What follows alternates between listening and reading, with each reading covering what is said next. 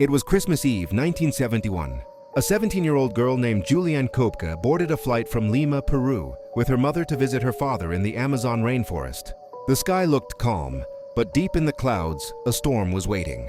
30 minutes after takeoff, the plane began to shake violently. Lightning flashed through the windows. Passengers screamed.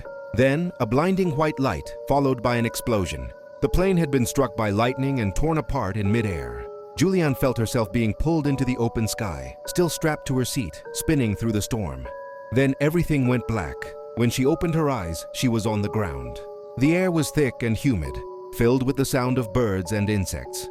Her arm was hurt, one eye was swollen shut, and her collarbone was broken. Around her only silence and wreckage. She called out for her mother, but no one answered. Julianne realized she was alone in the middle of the Amazon rainforest.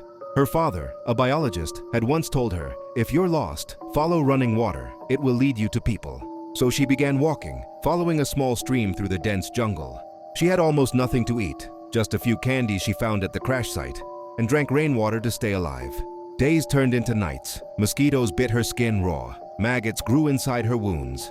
She walked for 11 days through the endless green maze, sleeping under leaves and listening to the sounds of animals moving around her in the dark.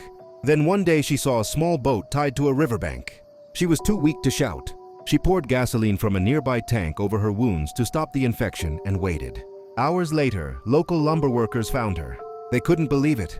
A young girl, barefoot and half-conscious, had walked out of the rainforest after falling from the sky. Julianne Kopka was the only survivor of Flight 508. Against every odd, she lived through one of the most impossible disasters in history. Her story became a symbol of courage, strength, and the will to survive when all hope seems lost.